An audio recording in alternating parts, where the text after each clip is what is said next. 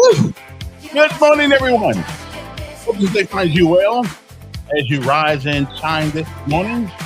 It is a great day, an outstanding day to be alive. Now, let's see what the weatherman has for us so we can get this day started. Turn that sound down a little bit there, man. Let me hear me, but not that loud. Anyway, good morning to you. As you rise and shine this morning, believe it or not, it's going to be another hot one today. At least that seems anyway. 78 degrees outside right now, but it feels like 82. Not that I can know the difference one way or the other, but that's what the weather guy said. Forecast for the rest of the day is a 24% chance of precipitation, sunshine and clouds mixed, a stray shower, and maybe possibly a thunderstorm is possible. High around 92 degrees, winds northwest at 5 to 10 miles per hour. On tonight, a little bit more, but only an 8% chance of rain, mainly clear, low around 75 degrees, winds light and variable.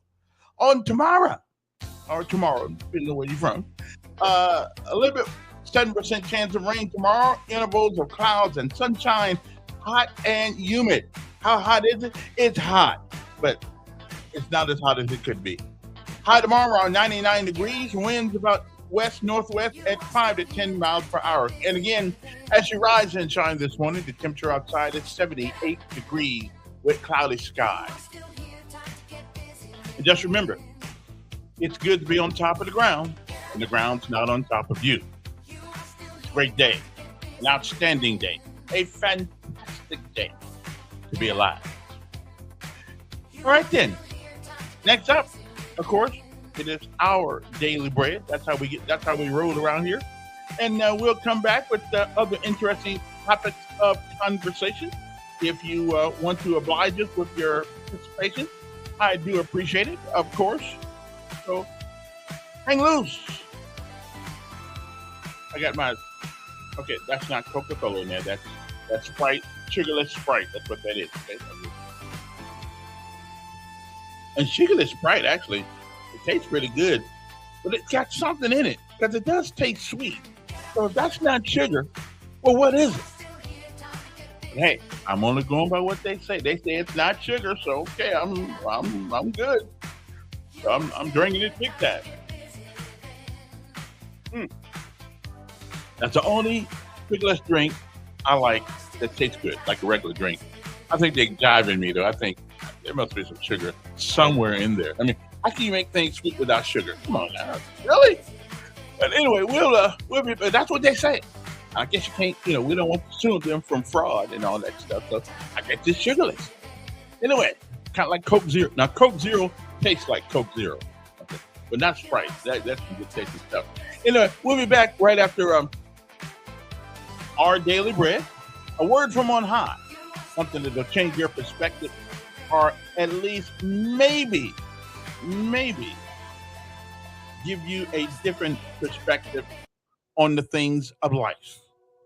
Hopefully this will edify your soul and it'll make you think about things that you don't think about often. But just remember, if you don't like where you are, change where you sit. Look at it at a different view. And before anything gets going on, remember to thank God for this day and every day above ground, and the ground's not above you. We'll be right back. With such sweet ease.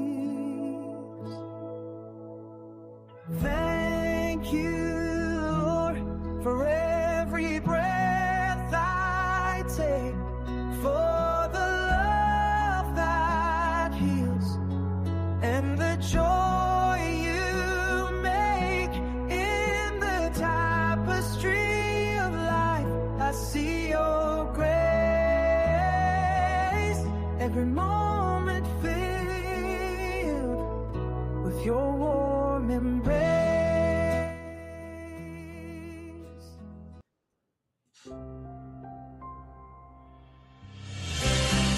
Welcome to this edition of Our Daily Bread. I hope you find today's reading encouraging. It was written by Jennifer Benson Schultz, and she titled it The Ultimate Healer. When a medical treatment began to provide relief for a family member's severe food allergies, I became so excited that I talked about it all the time. I described the intense process and extolled the doctor who had created the program. Finally, some friends commented, "We think God should always get the credit for healing." Their statement made me pause. Had I taken my eyes off the ultimate healer and made the healing into an idol? The nation of Israel fell into a similar trap when they began to burn incense to a bronze snake which God had used to heal them. They had been performing this act of worship until Hezekiah identified it as idolatry and broke into pieces the bronze snake Moses had made. Several centuries earlier, a group of venomous snakes had invaded the Israelite camp. The snakes bit the people and many died. Although spiritual rebellion had caused the problem, the people cried out to God for help. Showing mercy, he directed Moses to sculpt a bronze snake, fasten it to a pole, and hold it up for everyone to see. When the people looked at it, they were healed. Think of God's gifts to you. Have any of them become objects of praise instead of evidence of His mercy and grace? Only our holy God, the source of every good gift, is worthy of worship.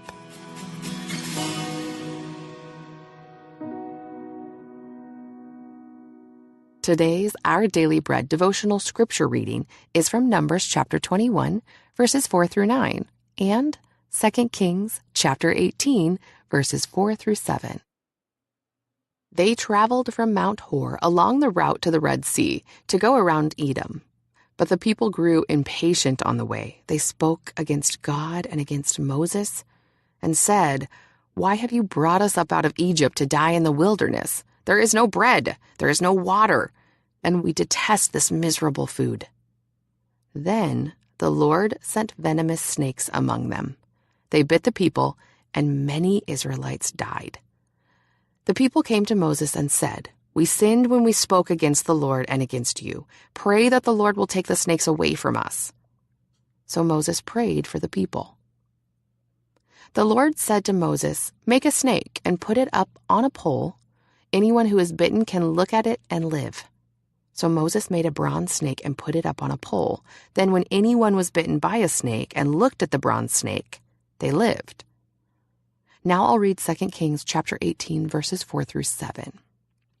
He removed the high places, smashed the sacred stones, and cut down the Asherah poles. He broke into pieces the bronze snake Moses had made.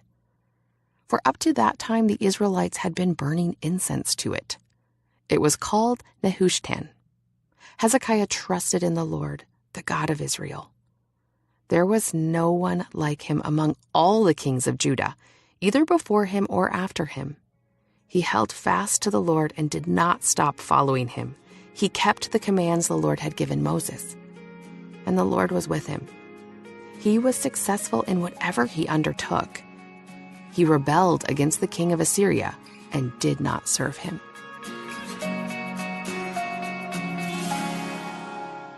Let's pray. Dear God, you are the true source of every good gift. Help us recognize that you alone are the source of good, and may we give you the honor and glory and praise. It's in Jesus' name we pray. Amen. Today's encouragement was provided by Our Daily Bread Ministries. Okay, we got it. We good.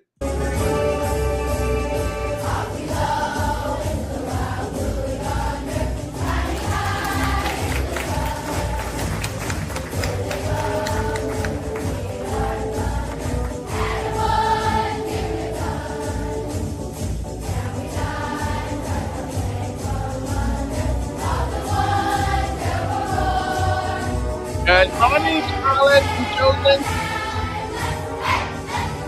That'll be my campaign team for a couple of weeks.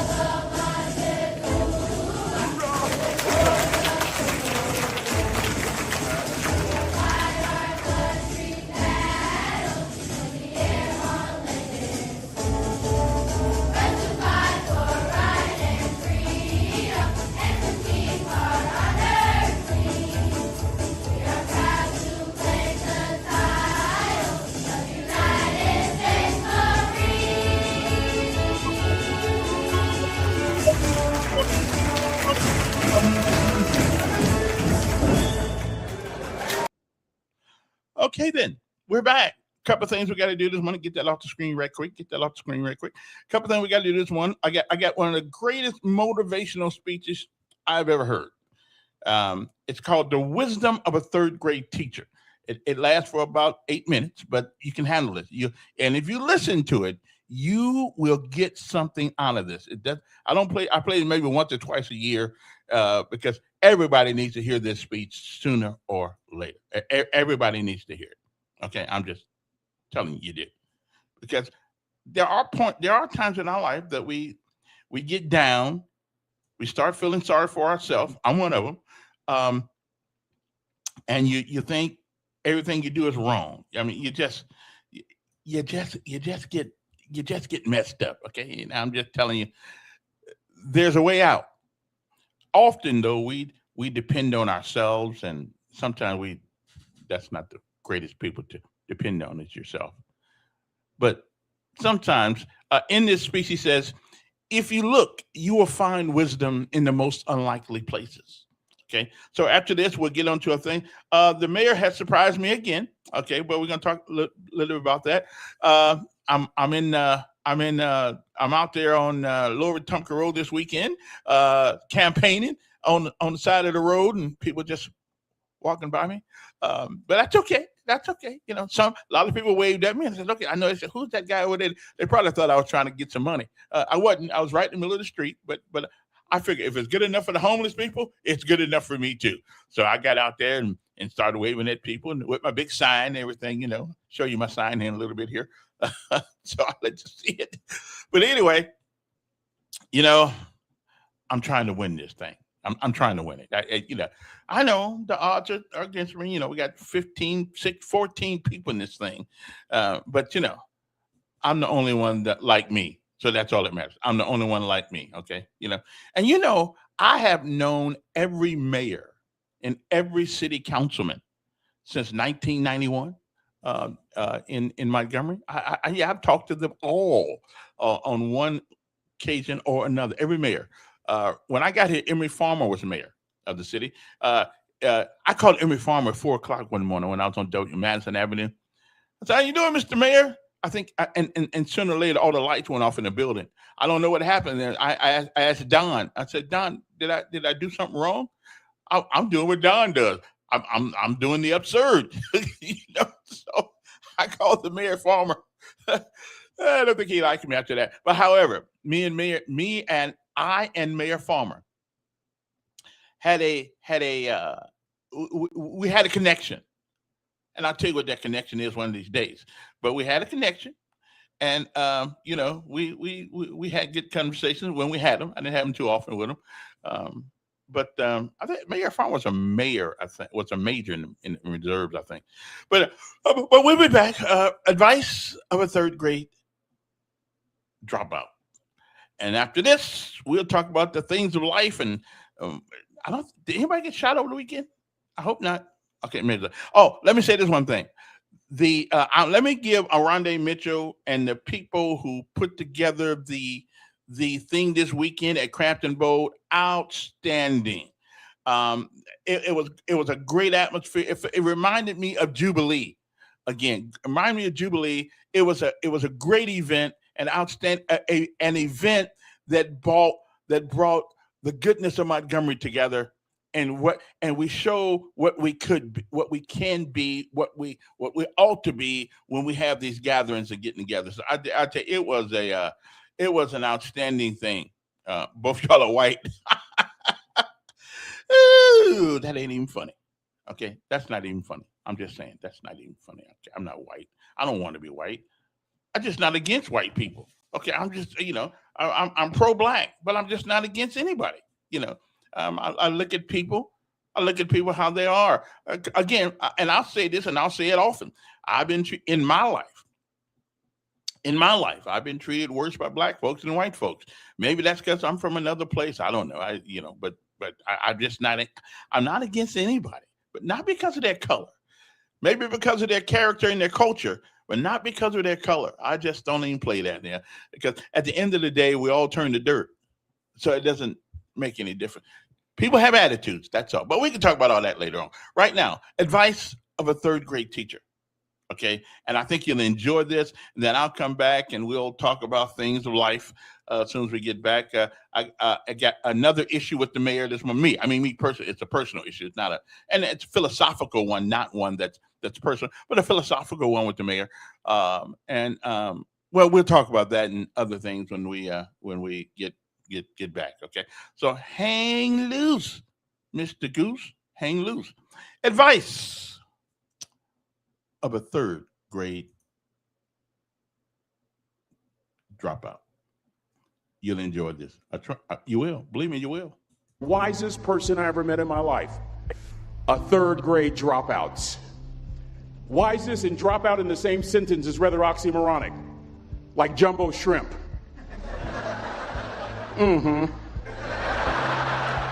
Like fun run. Ain't nothing fun about it. Like Microsoft Works. Y'all don't hear me. I used to say like country music, but I've lived in Texas so long, I love country music now. I hunt, I fish, I have cowboy boots and cowboy. Y'all, I'm a black neck redneck. Do you hear what I'm saying to you? No longer oxymoronic for me to say country music. And it's not oxymoronic for me to say third grade and dropout. That third grade dropout, the wisest person I ever met in my life, who taught me to combine knowledge and wisdom to make an impact, was my father. A simple cook. Wisest man I ever met in my life. Just a simple cook. Left school in the third grade to help out on the family farm, but just because he left school doesn't mean his education stopped. Mark Twain once said, "I've never allowed my schooling to get in the way of my education." My father taught himself how to read, taught himself how to write, decided in the midst of Jim Crowism, as America was breathing the last gasp of the Civil War, my father decided he was going to stand and be a man. Not a black man, not a brown man, not a white man, but a man. He literally challenged himself to be the best that he could all the days of his life. I have 4 degrees. My brother is a judge. We're not the smartest ones in our family. It's a third grade dropout daddy. A third grade dropout daddy who was quoting Michelangelo, saying to us, "Boys, I won't have a problem if you aim high and miss, but I'm going to have a real issue if you aim low and hit." A country mother quoting Henry Ford, saying, "If you think you can or if you think you can't, you're right." I learned that from a third grade drop. Simple lessons. Lessons like these. Son, you'd rather be an hour early than a minute late. We never knew what time it was at my house because the clocks were always ahead. My mother said for nearly 30 years my father left the house at 3:45 in the morning. One day she asked him, "Why, Daddy?" He said, "Maybe one of my boys will catch me in the act of excellence." I want to share 2 things with you. Aristotle said, "You are what you repeatedly do." Therefore, excellence ought to be a habit, not an act. Don't ever forget that. I know you're tough, but always remember to be kind. Always. Don't ever forget that. Never embarrass mama. Yeah.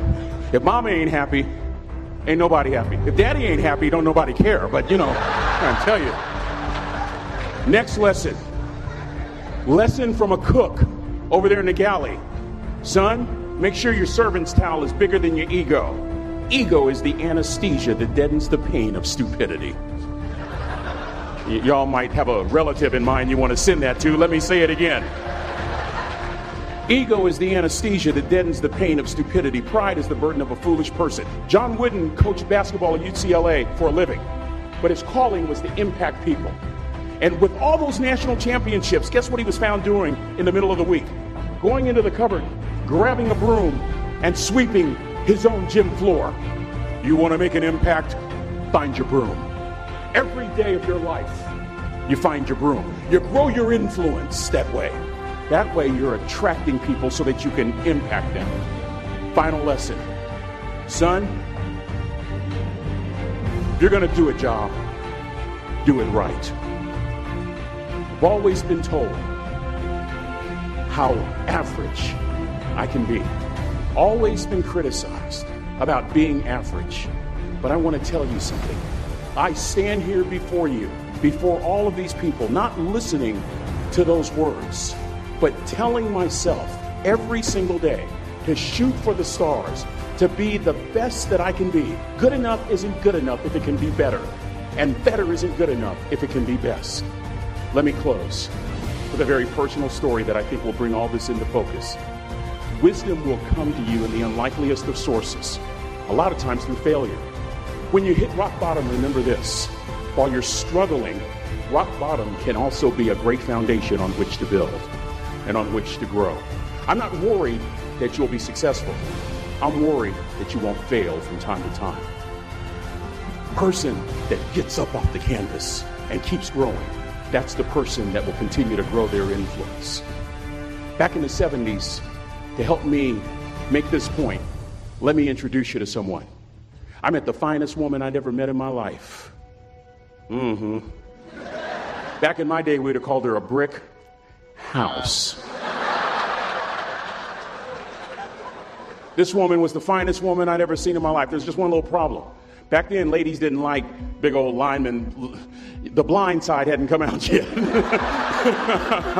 They like quarterbacks and running backs. We're at this dance, and I find out her name is Trina Williams from Lompoc, California. And we're all dancing, and we're just excited. And I decide in the middle of dancing with her that I would ask her for her phone number. Trina was the first one. Trina was the only woman in college who gave me her real telephone number.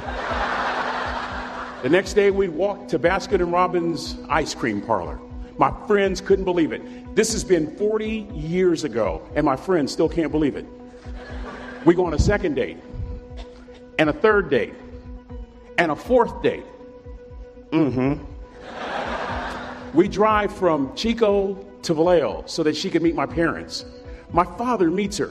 My daddy, my hero, he meets her, pulls me to the side and says, "Is she psycho?" But anyway, we go together for a year, 2 years, 3 years, 4 years. By now, Trina's a senior in college. I'm still a freshman, but I'm working some things out. I'm so glad I graduated in 4 terms. Nixon, Ford, Carter, Reagan. So now it's time to propose. So I talk to her girlfriends, and it's California. It's in the 70s, so it has to be outside. Have to have a candle, and you have to have, some chocolate. Listen, I'm from the hood. I had a bottle of Boone's Farm wine. That's what I had. She said yes. That was the key. I married the most beautiful woman I'd ever seen in my life. Y'all ever been to a wedding, and even before the wedding starts, you hear this? How in the world?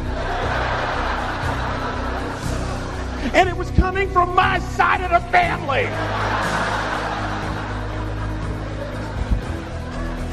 We get married. We have a few children. Our lives are great. One day, Trina finds a lump in her left breast. Breast cancer. 6 years after that diagnosis, me and my 2 little boys walked up to Mommy's casket. And for 2 years, my heart didn't beat. If it wasn't for my faith in God, I wouldn't be standing here today. If it wasn't for those 2 little boys, there would have been no reason for which to go on. I was completely lost. That was rock bottom. You know what sustained me? The wisdom of a 3rd grade dropout. The wisdom of a simple cook. We're at the casket. I'd never seen my dad cry. But this time I saw my dad cry. That was his daughter. Trina was his daughter, not his daughter-in-law. And I'm right behind my father, about to see her for the last time on this earth. And my father shared 3 words with me that changed my life right there at the casket. It would be the last lesson he would ever teach me. He said, "Son, just stand. You keep standing. You keep standing. No matter how rough the sea, you keep standing." And I'm not talking about just water. You keep standing. No matter what, you don't give up. And as clearly as I'm talking to you today, these were some of her last words to me. She looked me in the eye and she said, "It doesn't matter to me any longer how long I live. What matters to me most is how I live." I ask y'all one question, a question that I was asked all my life by a 3rd grade dropout. How you living? How you living? Every day, ask yourself that question, how you living? Here's what a cook would suggest you to live this way. That you would not judge. That you would show up early. That you'd be kind. That you'd make sure that servant's towel is huge and used. That if you're going to do something, you do it the right way. That cook would tell you this, that it's never wrong to do the right thing, that how you do anything is how you do everything. And in that way, you will grow your influence to make an impact. In that way, you will honor all those who have gone before you, who have invested in you. Look in those unlikeliest places for wisdom. Enhance your life every day by seeking that wisdom and asking yourself every night, how am I living? May God richly bless y'all. Thank you for having me.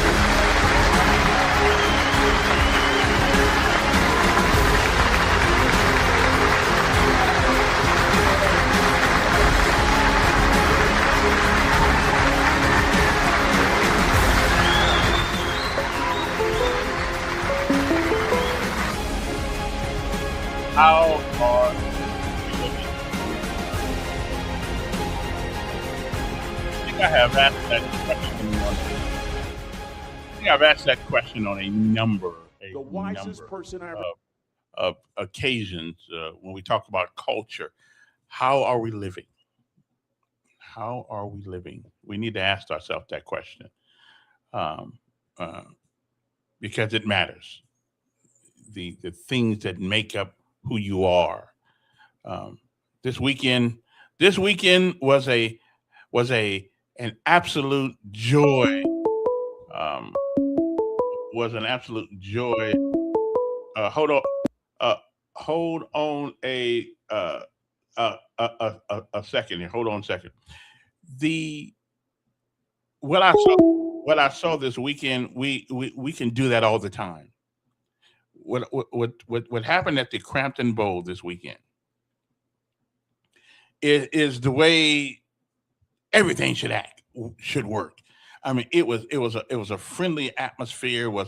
It was a family kind of atmosphere. You know, everybody out there just having a great time, enjoying one another. It was. I got to give the city pride. Did the OVP get involved in that? I don't know if they did or not, but if they did, outstanding job, and hopefully we'll be able to, hopefully we'll be able to do things like that around the city, and it'll work out the same way that did. So let me give some props to Rondé Mitchell. I don't know who helped them get it together like that, but it was absolutely fantastic. Now me, I don't really eat a whole lot of different foods because I don't like spicy food. But the trucks were clean. Everybody was there. And you know what? You know what I did? Hold on a second here. I'll be right with you. I didn't even hear one profane word. I said, wow, not even one.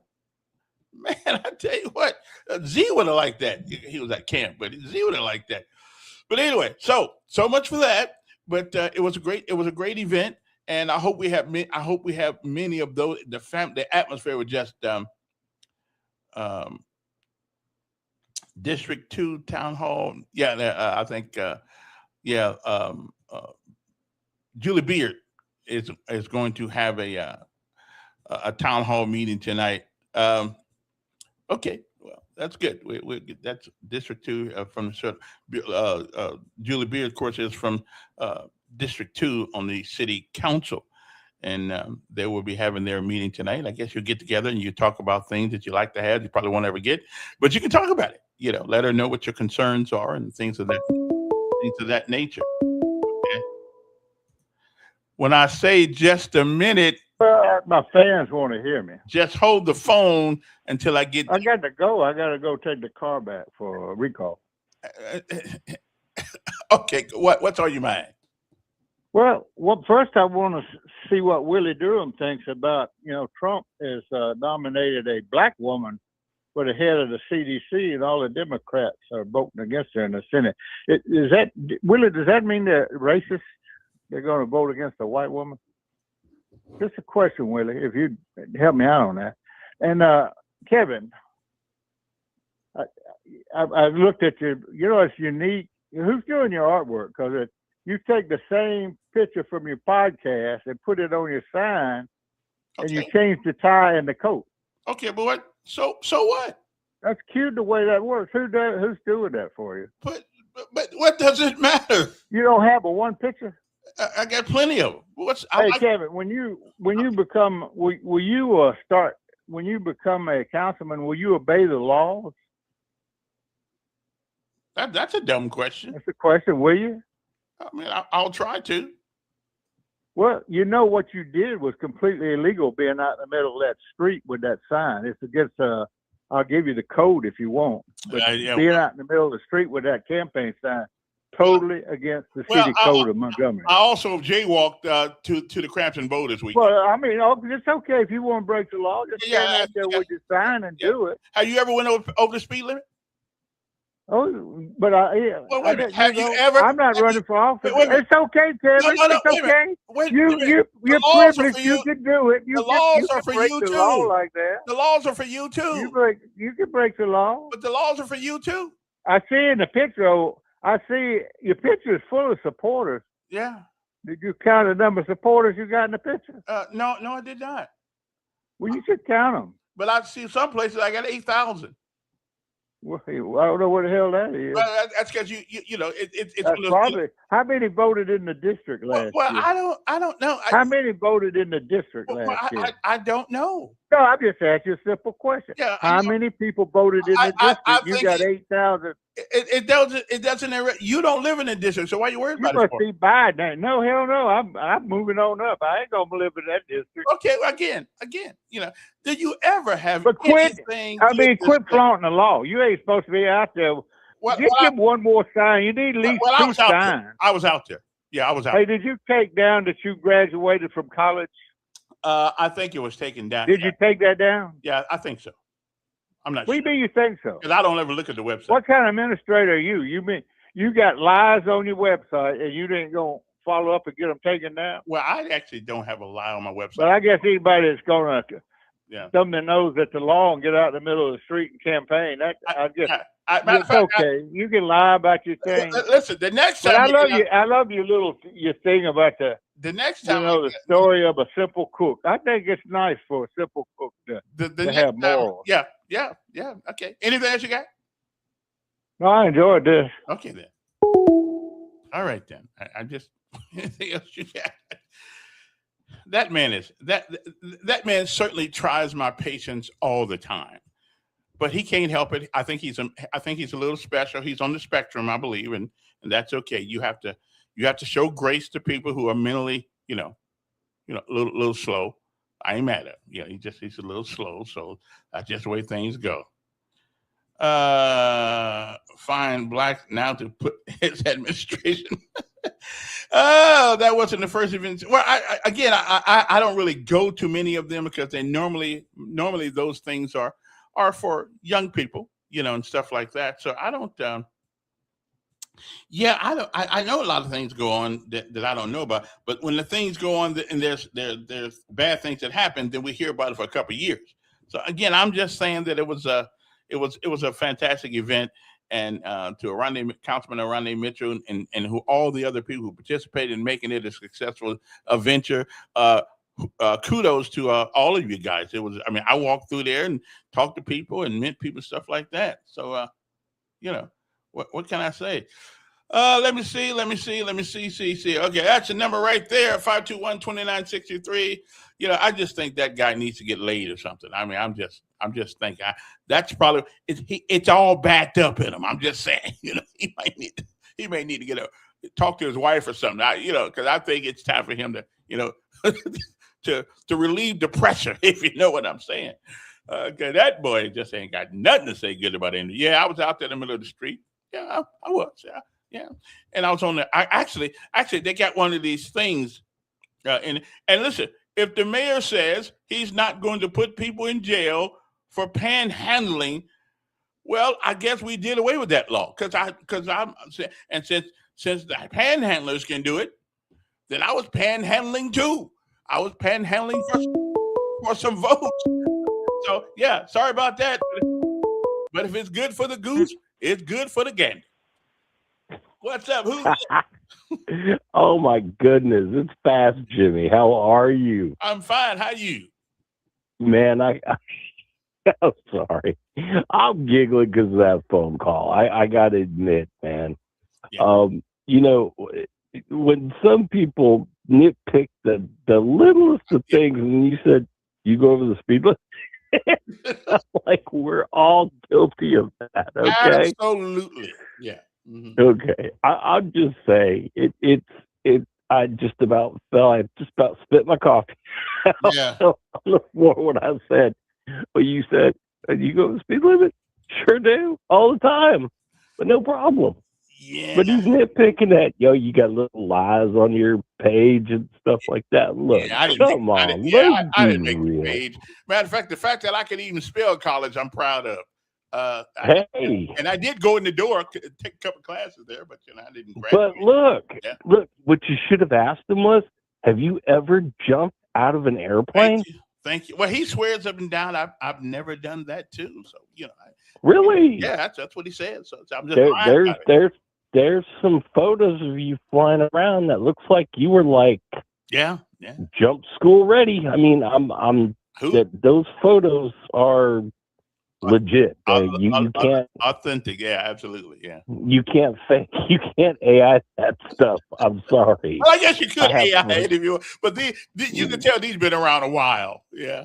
Yeah, but look, you are probably one of the best things that's going to happen to that district.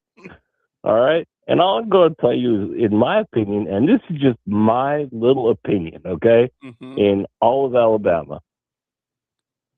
If you're out there and you're campaigning like you do and you're doing the things you do, you deserve every single vote you get because you're working hard.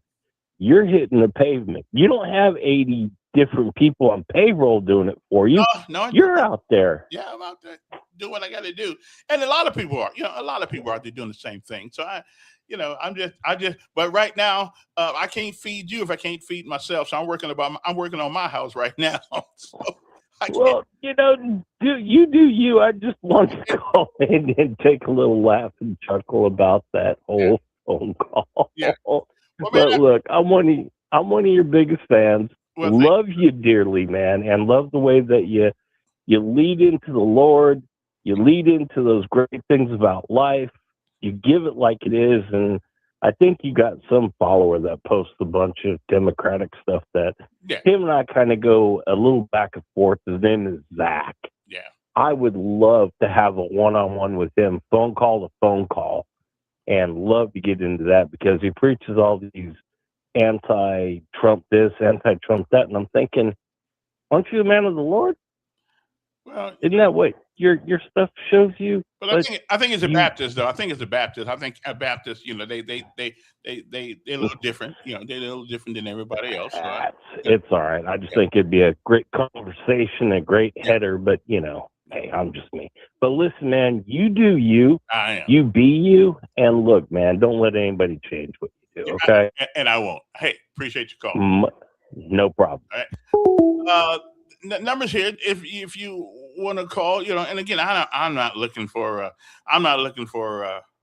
any attaboys or anything like that. I haven't done anything yet, but that seat belongs to the people of Montgomery. It belongs to the people of Montgomery.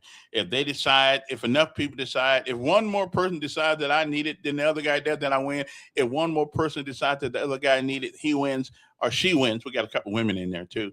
Not a problem. I work hard for myself, but yeah, I'll be out in the street again. Listen, if the mayor said we can't put panhandlers in jail for being out in the street, then I'm out there in the street too, panhandling for some votes, and that's what I be doing. I got my little sign thing going on there, So, and if the police come by and say, "Mr. Elkins, you got to go on the sidewalk," then that's where I'll be, Anyway, let's somebody else in this. Good morning, Simpler. Good morning, Mayor. How you doing, sir? Doing outstanding, Mayor. When the big shock of your campaign is going to happen? Hopefully 2 minutes after 7:00.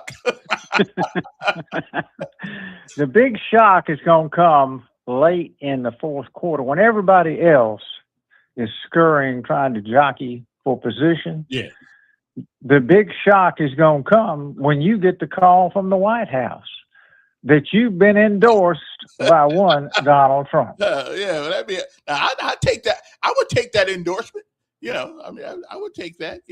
Anybody. Hell, I take that from him, Barack Obama, anybody that called me from Washington D.C. I'm a happy guy. At least my name is on the board somewhere out there. So that's good. Well, you may not get the call from the state Democratic Party. Yeah, I won't. Yeah. Or the local but you're gonna get a call from the White House. Yeah. Well, I hope to get that call. Yeah. If I do, if I get it.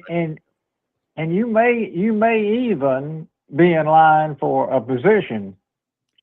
Well, I hope they hurry up because I'm getting old. I hope if it's coming, it better come quick. Hey, last week you were talking about the only reason to carry a gun is to kill somebody. Well, I mean, to me, the only reason why a young person walking down the street with a rifle is to shoot somebody. I just don't. We don't have duck hunting in the city and going down a mobile highway, do we? I don't think we do. No, but you don't believe that a person can carry a firearm for personal protection, Absolutely. not with the intent to kill somebody, not the intent to get up. Right. But those are not the ones who make the news. The ones who make the news are the other ones. No, they don't make the news, and that's the hypocritical bias that when someone simply is minding their own business mm-hmm. and is confronted with an individual right. with a firearm, and they take action to protect themselves, not with the intent of getting up that morning, going out to hurt somebody, but simply protecting themselves. But isn't that the only reason why we have to carry guns, to protect ourselves? Because we allow any people, to carry a gun. I mean, that's somebody can stab you. True. I take my shot with a knife.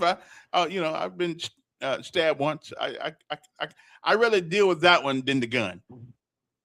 I got stabbed through the arm with a barbecue fork over in Smiley Court on a burglary call. I'm going to tell you right now, it doesn't feel good. It hurts. It does. It does. But they can kill you just as graveyard dead. And we know with what happened in Texas. Well, that's true. That's true. With the case there. Yeah. And we know what happened in other cities where individuals are riding a subway, waiting on a bus stop, and somebody comes up and just starts stabbing them. That's true, especially in New York these days. I mean, I got you. I am for the Second Amendment. I wish we just had tighter controls on it. I am for it because you're right. If you take all the guns away from all the people, the crooks will still have them. I absolutely concur with that. I know that. I just wish we had tighter controls, and I don't know how that would work. But it's got to bother you as a former policeman. It's got to bother you to see 6-year-old kids, to see old people laying on the ground or dead in their home because somebody walked in. It bothers me. It bothers you. I just wish there was a way we could stop it. Well, what really bothers me, Mayor, is when the city of Montgomery had a population, the largest population in 2012. And in the year that the Mayor Stephen Reed comes on board, the homicides jump. Well, they jump. Yeah. They double. They start going up. Right, but I mean, we were averaging. Right, but we're not going to blame Stephen for that, are we? Well, it's under his watch. He takes credit. Right. He takes credit for finances. He takes credit that the cities have been the best. Let me tell you what I think happened. Here's what I think happened. I believe that there were so many people in this city who thought it would never happen. A black man would be mayor of the city of Montgomery. There was a jubilation. There was a jubilation for people who got out of control, I believe, because I'm not going to blame the mayor for people being idiots. I mean, they were idiots already before he got there. But I think people were celebratory to the point that madness creeped in. I really believe that. Culturally, I think there was a cultural downshift at that particular time, and people just got out of control. At least that's what I believe. I gotta believe that. I just can't believe that people waited for the first black man to come mayor of the city of Montgomery and decided to go around shooting each other.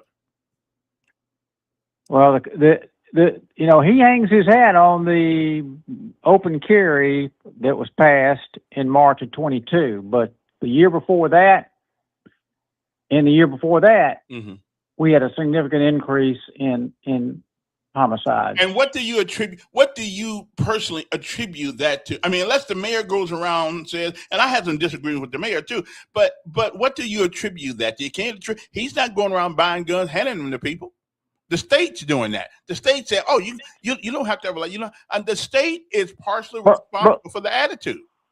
That law wasn't passed until March of 2022. They had 75 homicides the year before. And, right? and in 1977, they had 75. Exactly. I mean, so maybe we can't put it on any mayor. Maybe we got to put it on a culture that is out of control. Well, criminals go where they feel comfortable. Well, that's it. You have a point. You mean criminal? You mean that where they feel criminally comfortable? Yeah, I mean, you make the environment comfortable for them. They see less police, less patrols. Nobody's doing investigative stops upon reasonable suspicion, probable cause. They're gonna congregate. It's just like drug dealers congregating on a corner. If nobody comes by. Let me ask you a question that every time I bring this conversation out on the streets, somebody will tell me, and I want you to tell me the absolute truth as you know it. Is it possible that a couple weeks ago out in Wind Lake, one of the most esteemed neighborhoods in this city, had a shooting? A white guy shot another guy. I think it was another white guy, I believe. And did he kill him? I think he killed him. Is there a lack of that kind of activity in the white community, or do you know of if they just crush it, they don't report it? I mean, is there a possibility that all of the things that happen out in the nice neighborhoods are not reported? Sure, there are. Sure. I mean, and I can tell you this from 40 years of experience. Mm-hmm. The people out in Wind Lakes, they're not going to call you to report domestic violence. They're not going to call because it's a reflection on their neighborhood. Right. I got that. I got that. The people on the other side of town are doing that kind of stuff, but we're not. And we don't want our house, our property value, so they keep it under wraps until something really bad happens, and then the whole world knows about it. But now, isn't it a law if you have a shooting, you have to call the police? Not domestic violence, but isn't it if you use a firearm, do you have to call the police, or you don't have to?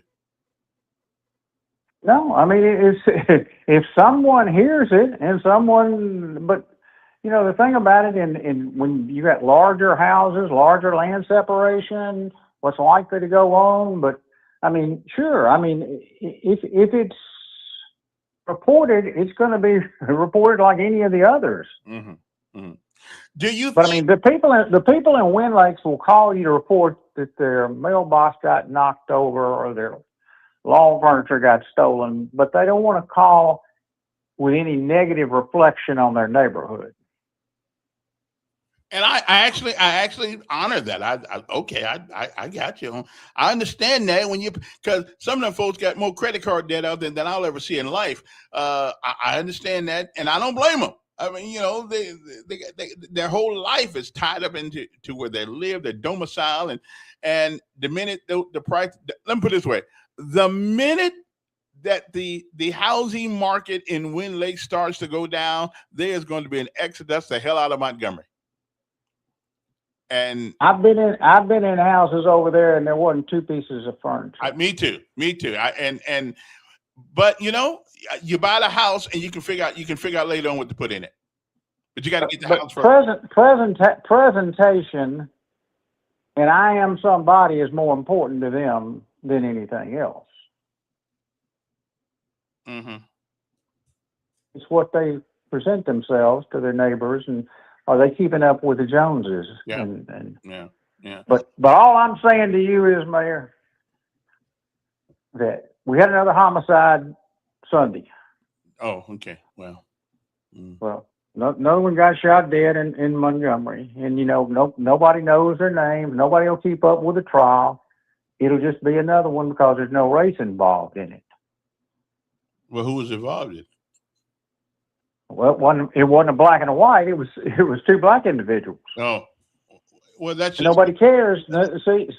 See, nobody cares about. It's not going to be on CNN.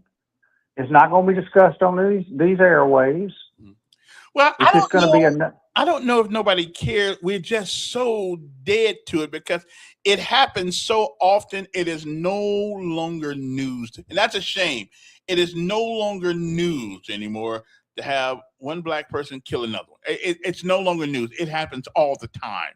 And so we become desensitized from hearing it. Not that we don't care, but my Lord, this weekend I did some research on gun shootings, on gun death all across America, 4,000 a year in America. And that's just the ones where people get killed, not the ones where people get shot. Well, I sent you this morning the numbers from Montgomery. Yeah. And you can look at those, but criminals are going to congregate. They're going to hang out where they feel comfortable. It's just like the car that got cut half into the other day on the bypass. Yeah. Whoa. I don't think anybody got killed in that, did they?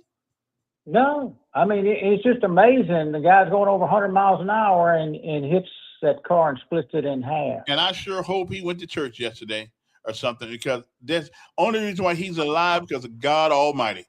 I mean, that just, man, that's 100 miles an hour. Well, anyway, and again, now, he wasn't being chased by the police, was he?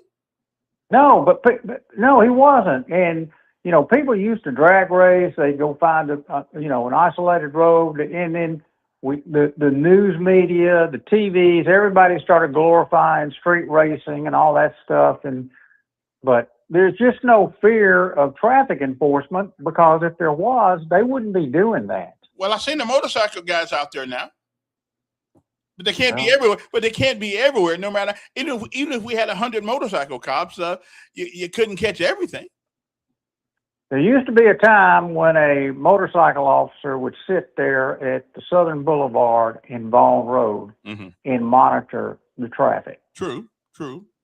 But I guess, when you have 50 officers assigned to the traffic division, well, you'll catch a lot more. You can do that.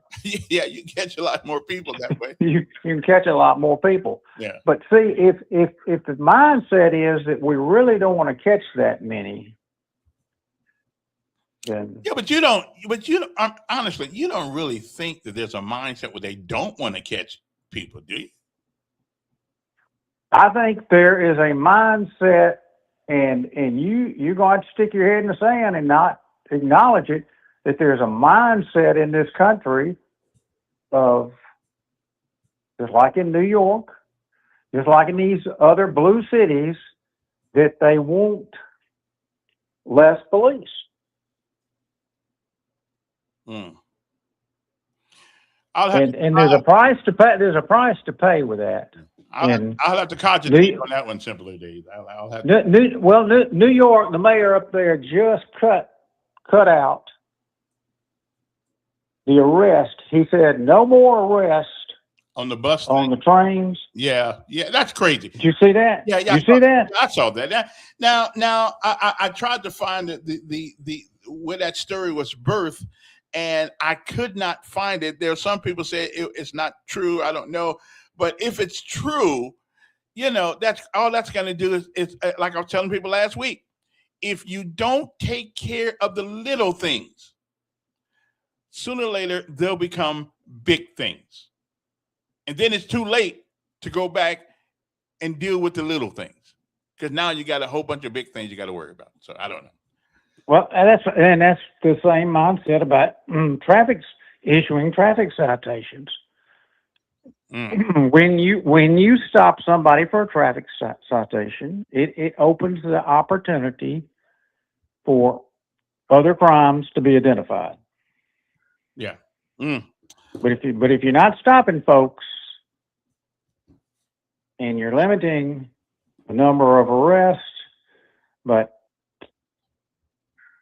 it's another Monday, it's another weekend where somebody got killed in Montgomery, but nobody will know their names. Nobody will know the trial and keep up with it because it's not police related, or it's not white on black or black on white. Well, we do know that that the relatives will cry and feel bad about.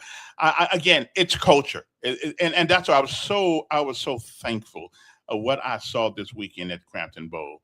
Nothing like that. It was a great time to be had by all, and I know we can do it. We did it the other day. And I guess it was always going. First of all, there was crime in heaven, wasn't there? So didn't the devil get through out? I hadn't been up there, but when you get up there, you send me a postcard and let me know how it is, okay? Okay. Have a good. All right. I mean, the devil thought he was too big for God, and he got booted out. So, Cain and Abel. I mean, crime has been something. It's a sin that man has had to carry for ever since envy and ego got in the way. Anyway, good morning to you. Hope that they find you well. But I don't. Now it could be wrong, but I don't believe that we're hiding instances of crime in certain neighborhoods, and we just won't. I don't. I find that hard to believe. Okay, I find that hard to believe. I don't. Yeah. Maybe our culture is just not. I think we need to do something about this open carry law. I just think because honestly, when you walk down the street with a weapon, a rifle, what are you looking to shoot? Honestly, what are you? What's the purpose of it? We don't find turkeys going down Southern Boulevard or Norman Bridge Road or 231, 330. We can't find. We don't have. Although somebody said there was a bear somewhere the other day, I don't know if that's true or not. Somebody said that was AI. But why? I mean, what is the necessity of carrying a rifle in your arms down the street? I mean, why? There's no rational reason to do that. Now, if you're in the woods, I can kind of understand that. You're out there trying to, protect yourself. So the only reason I can think of why a man would carry a gun down the street is to shoot somebody. I mean, and as far as I'm concerned, that's probable cause to stop him. What in the hell are you walking down Court Street with a MAC-10 for? I mean, who are you? Do you feel that your life is threatened, in danger? I'd get out the car with my gun already pulled. Okay, I mean, seriously, I don't know, and I don't, and we did have guns in high school when I was coming. People came to school. We don't have the same people. People came to school with rifles in the back of their truck, on the gun rack, and it wasn't a big deal. I mean, it just wasn't a big deal. We didn't feel privileged that we had the right to go out and shoot anybody. I didn't have a car in high school, so I couldn't do that. Certainly didn't have a truck. Anyway, move right on to other things before we get to any other.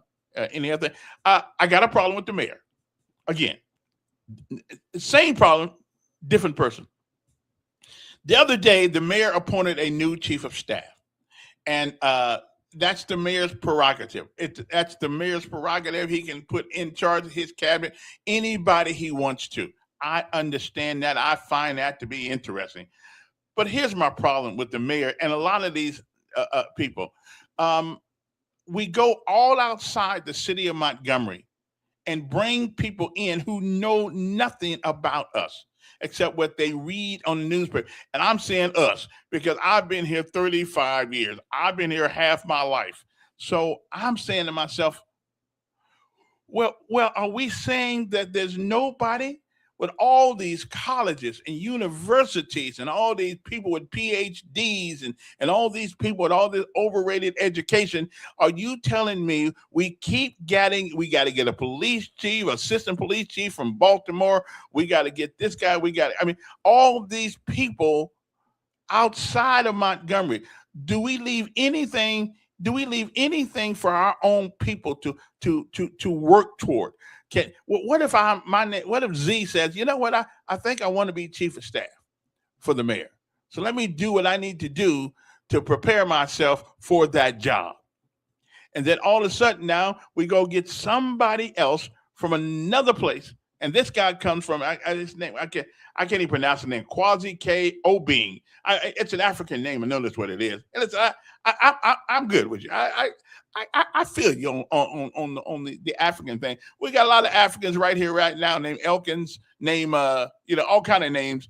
Mr. Mayor, can we not find anybody qualified, surrounded by 7 universities in the city of Montgomery, locally here? Nothing against him. Probably a great guy. But why do we always have to go outside our own people to find people to fill jobs? Especially when he was working for somebody already. He's at more than 20 years of executive leadership experience. What that means, I don't quite know. In municipal government, public administration, organizational transformation, international affairs, Reed's office said that in the statement, as chief of staff, he will coordinate the administrators' priorities, support collaboration across city departments. That's just not, our city's not that big. What you call a Zoom meeting, and the mayor can talk to everybody at one time, get complaints, find out what's going on, tell people to fix this, fix that. I just don't know. I'm tired of bringing new people. The guy might be a great guy. Maybe a good guy. I don't know. But Dr. Obing brings, according to the news article, brings extensive experience leading complex organizations, improving government operations, and bringing people together around shared goals. Boy, that sounds like something off TV. Reed said his commitment to accountability, innovation, and public service will be an asset to our administration and to the residents we serve. I am pleased to welcome to Montgomery, Dr. Obing. Okay, you know what it looks like? I'll show you what it looks like. He's a good guy. Yeah. I don't know what's up with this new hairdo that black men are wearing. I don't get it. You look crazy. You look crazy. It look like you got out of bed, didn't even cut your hair, didn't comb your hair, nothing like that. Who the hell came up with this? I don't think it's a professional look at all. Who? Please, somebody tell me who came up with this. Who did? I just don't get it. I just don't get it. Why we do it? That's him. Nice looking guy. But the hairdo got to go. I wouldn't have hired because of the hairdo. That don't look professional at all. I can't stand it. Look at my hair. See how my hair nice and combed and brushed. We good. Okay. I can't do it. I can't stand it. I just can't. And a lot of females walk around their hair looking like that. They're looking crazy as hell. I don't know. Listen, I know we're from Africa. Our lineage is Africa, but this ain't Africa. This is America. And we do things the American way around here. I don't know. But anyway, nice tie, though. Now, is that a Democrat tie he got on right there? Is that what that is? Is that what that? Hold on. Let me see if I can see him a little bit better here. Let me see. Yeah, that's him right there. Nice looking guy, though. But the hair thing got to go. Just got to go. I just got to go. We need. Can we comb my hair? Nowadays, we don't got to look white or anything like that, but we do need to kind of, make our hair look good. Okay. That don't look good at all to me. But anyway, that's just nice guy, I guess. But why can we not find anybody in Montgomery, Alabama that can do these jobs. We've got to go to Hampton, Georgia, wherever you went to, and always get somebody and bring them here. Hell, no wonder everybody wants to leave. They can't move up because we're always going someplace else. You know, we're always going someplace else to get somebody else. And so why don't blame not having a civic center is why people are leaving. One of the reasons why people are leaving because they don't see the ladder seems to only be for certain people. Okay, it just seems to be for certain people. It doesn't seem to be for people that are born here. You know, so I don't know. That's just my own. That's my own thing, though. I don't know. I mean, you got to give our folks. You got to give kids like my son. You got to give kids here an opportunity to get some of these jobs, government jobs, whether start big jobs. I mean, you know, really. We already tried. Every time we get a police guy, a police chief, we go out someplace else. How'd that work out for us? Really, how'd that work out for us? We go to Baltimore, we go to Mobile, we go to all these places, and we're still no better off.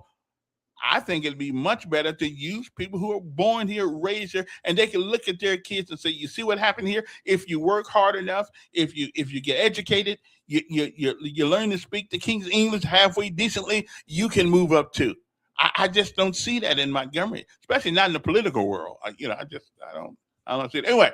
So before joining the city of Montgomery, Old Bean served as assistant city manager for the city of Hampton, Virginia. I thought it was Georgia, but Virginia. Now I'm sure he's a great guy, but again, we can't seem to elevate someone from Montgomery for no matter what position that comes available in this city. And so I just don't understand it. You know, why can't we? I mean, and I've been to Virginia. I lived there for a minute. What's so great about that place? You know, I don't know, but that's a whole different story. Anyway, he says, I am honored to join Mayor Reed's administration and serve the people of Montgomery that he don't know. O'Bean said, I look forward to working alongside city employees, community partners, and residents to advance the mayor's priorities, strengthen collaboration across the organization. I mean, these are just political platitudes. I hear you, brother. Okay, that's what we call a platitude.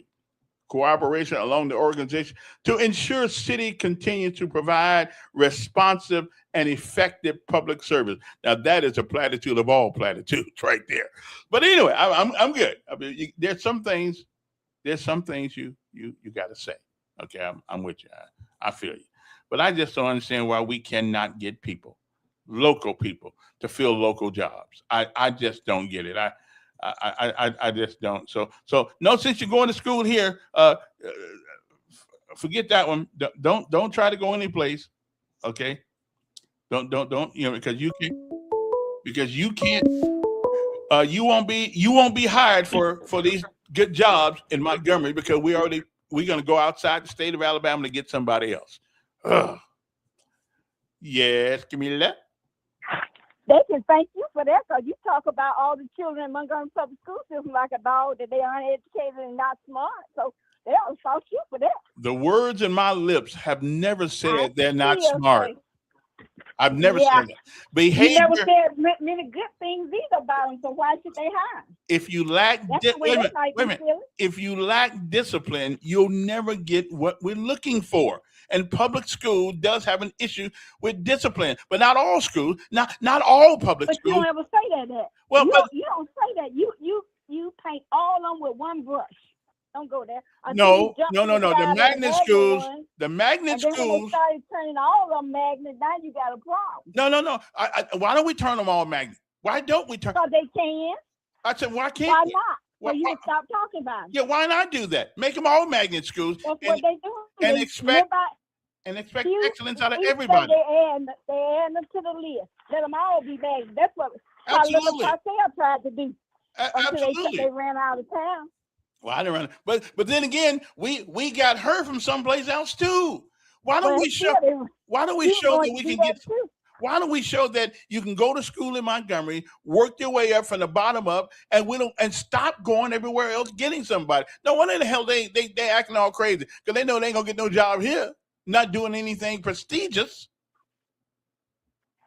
Well, this is what I call, because I'm tired of your ranting and raving. I know what you mean. Call your probate judge and ask him, will there be allowable for crossover voting on the August the 11th election, the Republican special election? Will the people of Alabama, because some articles have said that they can cross over and vote on August the 11th. Call him and find out if that is true or not. Okay, well, I'll do something constructive. Listen, I think I'm being constructive right now. Okay, anyway, bye. Again, I wouldn't mind if we made every school a magnet school. You know, there'll be some magnet schools a little bit higher than others, but no matter what we do, we are going. But I do believe now. Let me throw some sprinkles of motivation on Montgomery Public School.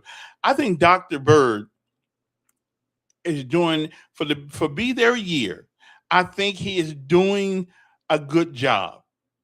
Okay, but there does seem to be in the system, not with him, because he works at the behest. He works at the behest of the school board. And all the women on that school board, you know, we don't believe in the paddling nobody. We don't believe this, and we don't believe. Okay, and there where our issues is not with the superintendent. It is with the board. Bring the wood, make it good. Okay, that's just what I'm talking about. Bring the wood, make it good.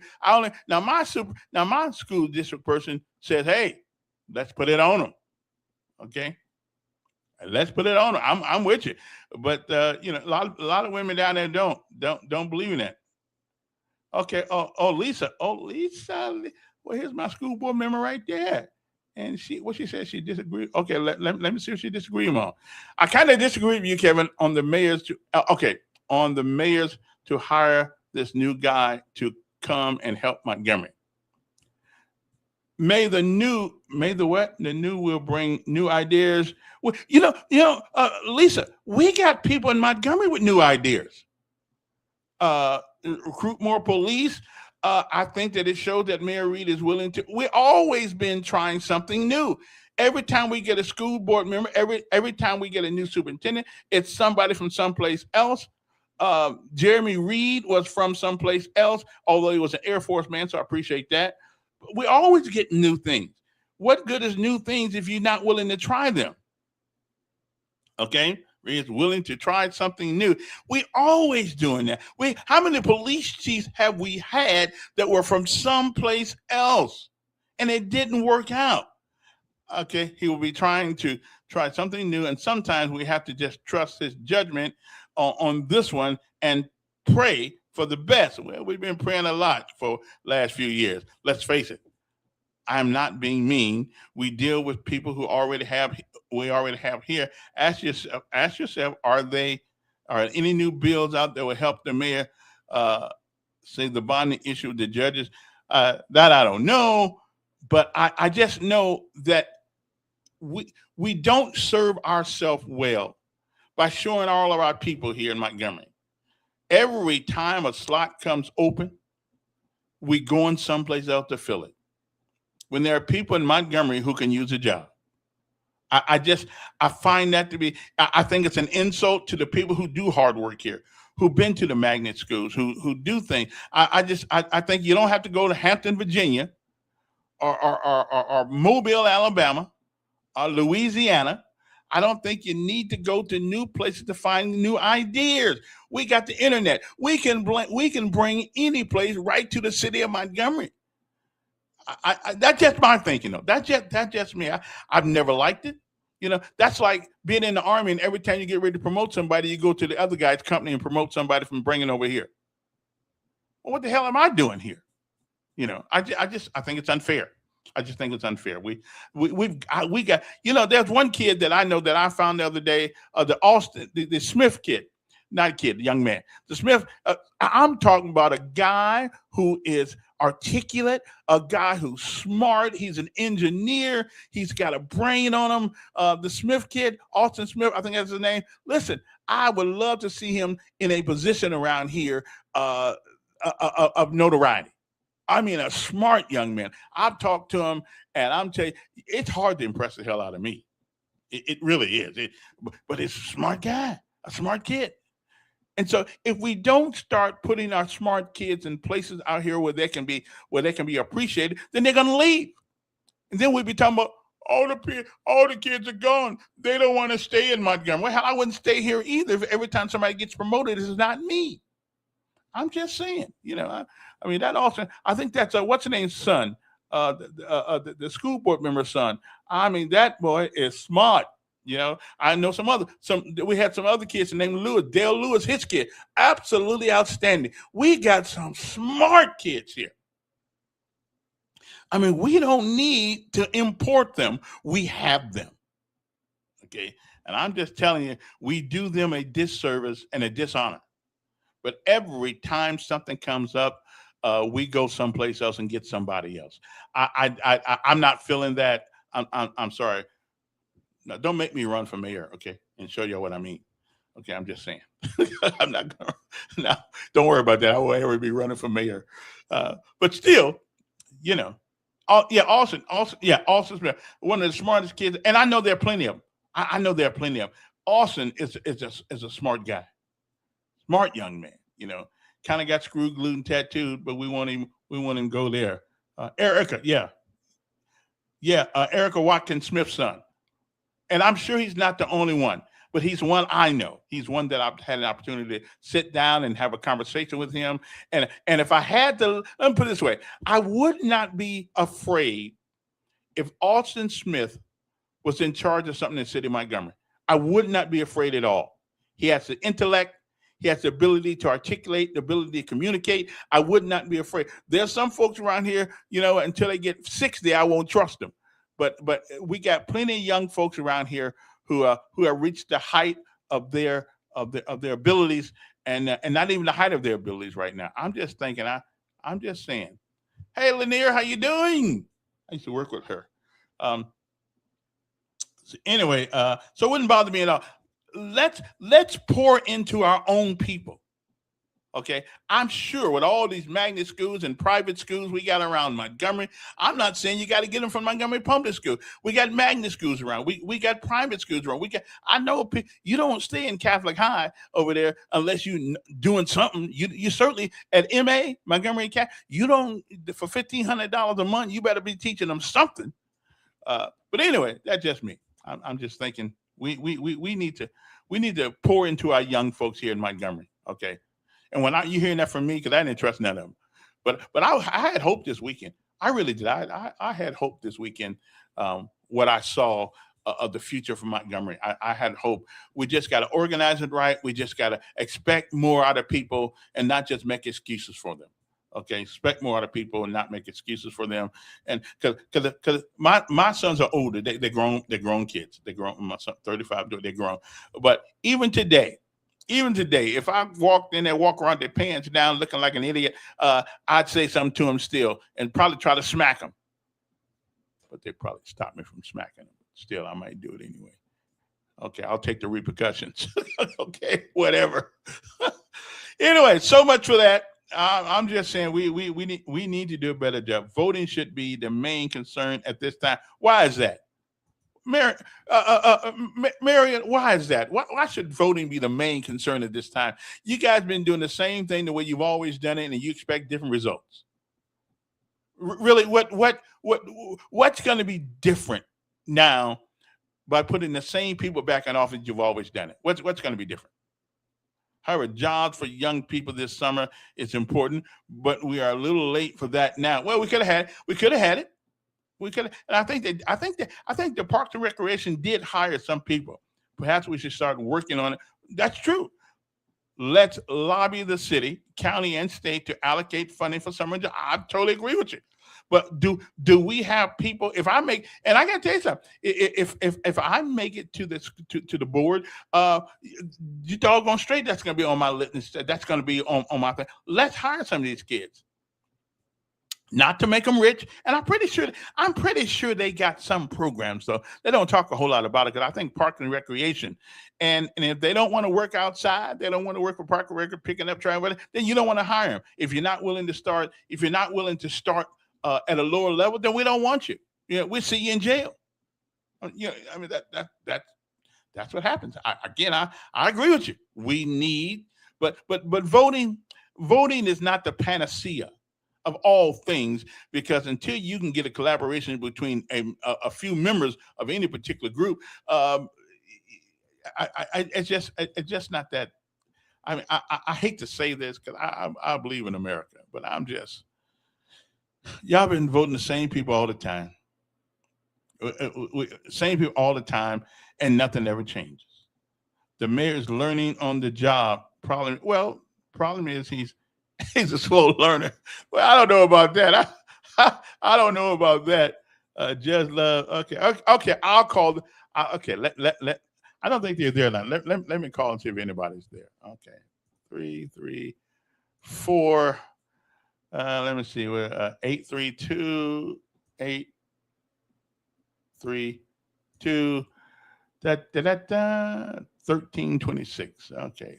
1326. So the question is, what's the question? Yes, sir. Hey, Kevin, how's it going? I'm going pretty good. What's up? Hey, not too much, man. Look, I agree with the the last statement made.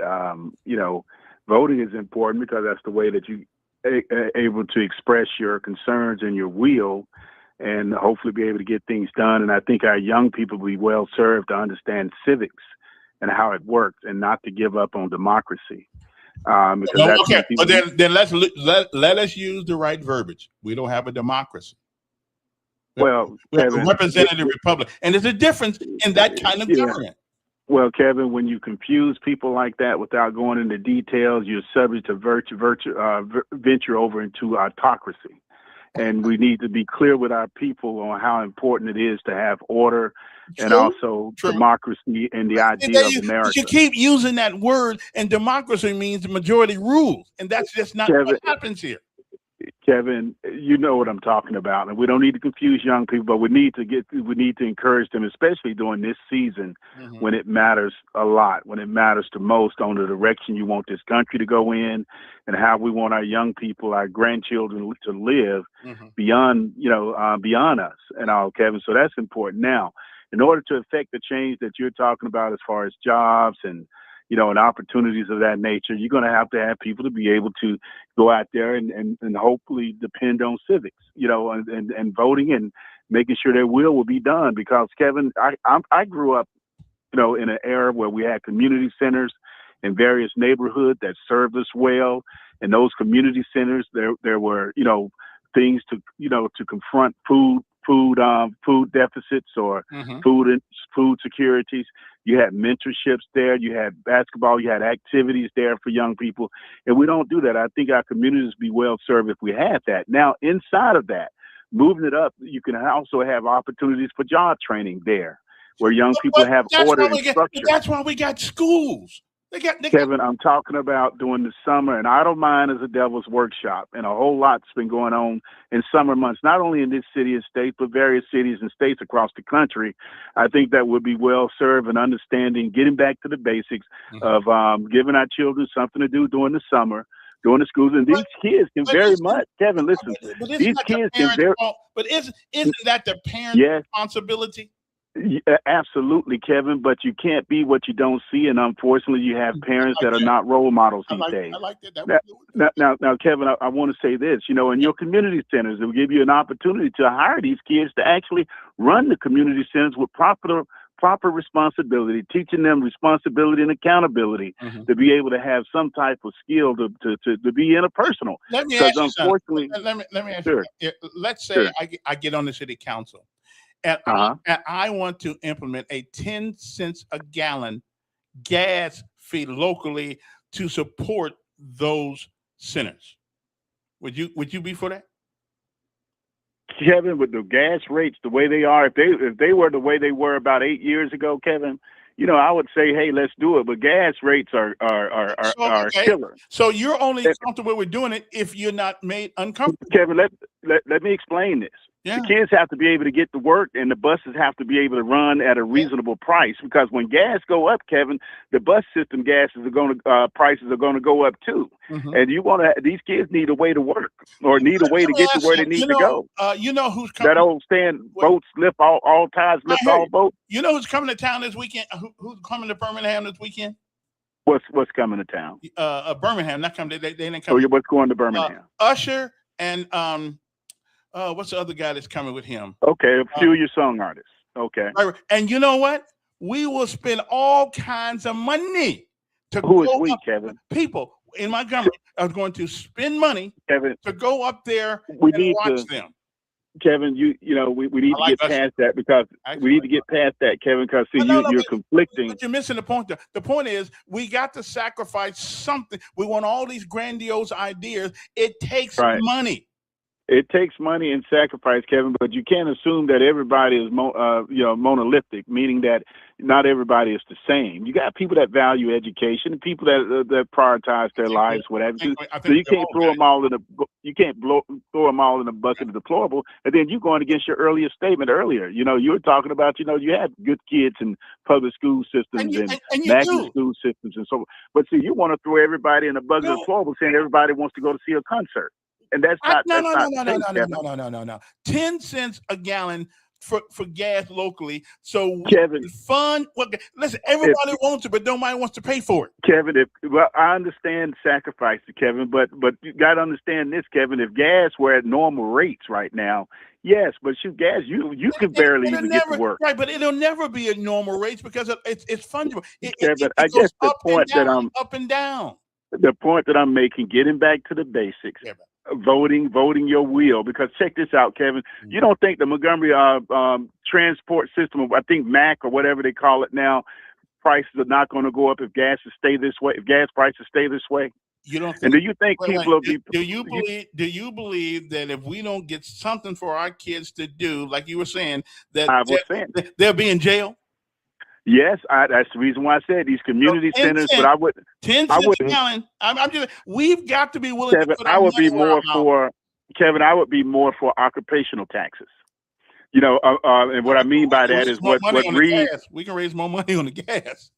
Well, no, people that are transporting in from different cities and benefiting off of city services. But you only got a limited amount of people that comes to Montgomery. Kevin, we can lobby the city and state, county if we have to, and we can get those. But you want to, young people drive, Kevin, so you want to burden them with that burden of a situation that was no fault of their own. I'm going to let's see how many of those kids are burdened when they had to go see Usher and what's his name? Kevin, Chris Brown. We can't. Weekend. These kids, a lot of these kids can't afford to travel, make that trip up the road. But Kevin, some can't afford to go to McDonald's, but a lot of them do. Kevin, let's not miss the point. We're missing the point. What I'm saying is that we need to put our money where our mouth is and invest in these community centers. That's what I'm saying, and you talking about no. Kevin, what I am saying too, being realistic in today's time, right now with what's going on with gas being over $4 a gallon and rising. That's temporary. It always goes up and goes down. Always. Kevin, I'm making a valid point here, but where I'm going with this, Kevin, is that these community centers, they need to be updated, of course, and but you need money to do that.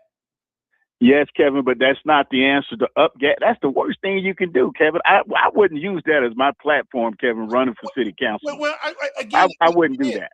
Well, because Kevin, I'm not afraid to say what needs to be said. We need money to pick those centers up. Kevin, even the Republican governor is talking about doing away with gas tax here in the city, and you're going completely far off the hinge on that, Kevin. Because it's the only thing I know of that won't really hurt a lot of people. You drive a little less, so what? Kevin, and I got to pay it too. Kevin, I put it this way, Kevin. I'd talk to you offline about that, but I think that's the wrong answer. The only way government raises money. There's only one way government raises money, and that is through taxes and fees. Kevin, I would lobby the city and state first about, investing into these communities. If they're serious about fighting, if they're serious about loving Alabama and loving Montgomery and loving various cities, or what have you, they would look at investing other than raising taxes. I've been here 35 years. How come it hasn't been done? Kevin, that gas tax that you're talking about, that dog won't hunt. A dime? A dime is really gonna make you. You got to pay an extra $1 for every 10 gallons. Kevin, try talking to a person about a dime that don't have it. Okay. And I understand that we do. I'm one of them people don't have it sometimes. I understand, Kevin, but what I'm talking about is realistically, investing into these kids. And check this out. And this is why Kevin, we can't get it done, because everybody whines about Kevin, time. Well, the thing is that a lot of our young people, when they graduate high school, college, or whatever, they're leaving the city and state. And they're doing that, Kevin, they're doing that because we're not investing in them or in programs have I been talking about this morning about hiring our local people for local jobs? Yes, but you have to train them, Kevin. Isn't that why we send them to school? Kevin, you have to train them, and you don't start when they go to high school or college. You start them at a Head Start. You start them at these community programs. Okay. And if you're hungry, you can't learn, Kevin. You have a lot of food insecurities here in the city of Montgomery. And I think that's biggest lie ever told. I don't know why. We get food stamps to Kevin, everybody. You're not serious, are you? Yeah, I am serious. Kevin, we get food stamps to everybody. If they're hungry, it's because their parents are not. Do you realize they're cutting SNAP and food benefits right now? Do you realize that? No, they tell them that you cannot go out and buy ham. You can't go buy cooked food, and you can't go out and buy steak all the time when you got food stamps. You need to buy. But they wanted to fuss at Michelle Obama when she was trying to tell them how to eat in the dining hall and how to eat healthy. I don't know anything about that. Oh, yes, you do. You were the main one, Kevin, talking about we don't have the right. They don't have the right to tell people what not to eat. They are not throwing people. They were trying to cut down on obesity and everything else, and it was a problem when she suggested it. Okay. So, Kevin, my thing is that sometimes we as an individuals can be, inconsistent and hypocritical. Okay. But where I'm going at, Kevin, is that kids cannot learn if they're hungry. They can't learn if they don't have food, shelter, and water. Give me somebody that's truly hungry that don't get food stamps, and I'll take them some groceries. Kevin, you have many children that will go to school to eat because that's the only good meal they have. Their parents need to go to jail. Kevin, and I know this up close and personal because I volunteered at some of these shelters and also Salvation Army. You have families, Kevin. You have kids that are in the Salvation Army when they leave to go to school to eat. I know, but let me ask you something. Where's the money they're getting for the food stamp? Where's the food stamp they're getting? Kevin, they're cutting snaps, they're cutting food stamps, and that's the reason why I said voting is important. How did black folks get along? It's not just black, Kevin. It's not just black folks. Kevin, have you gone into Elmore County, Otago County, Marbury, to these red dirt areas? No. And it's not just black folks that are suffering from these things or experiencing these atrocities, Kevin. Let me ask you it's a wide variety. Let's say poor people. Let me ask you something. Just about everybody I know carrying a cell phone. And you got to pay for that cell phone every month. Kevin, do you know everybody? Well, no, do you know everybody's circumstances? I know. Wait a minute. I know you paying for a cell phone. You have disposable income. Kevin, but it's a little bit more complicated than that, and you know it, Kevin. Let's be realistic. I hear you, bro. I understand the cell phones and what have you. Yeah. Okay. I got to run. But I got to tell you, until we are willing to, to make some additional sacrifice, and again, I wouldn't mind paying an extra dime for a gallon of gas if I knew that money was only going toward those sinners, and that was it. I wouldn't mind. Okay? I just would. Hey, let me make this call first before I take. Hey guys, I got to take a break. So let me come back. Uno momento. I got 3-minute break. I'll be back.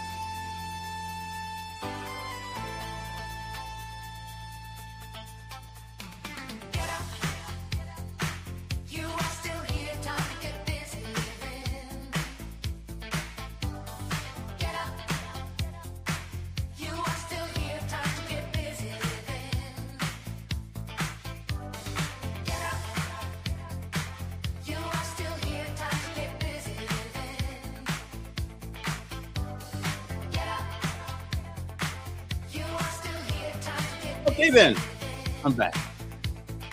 I had to go get my drink there, a little bit. Get my drink on. I'm just trying to figure out how in the world did we survive? How did we survive before we had SNAP?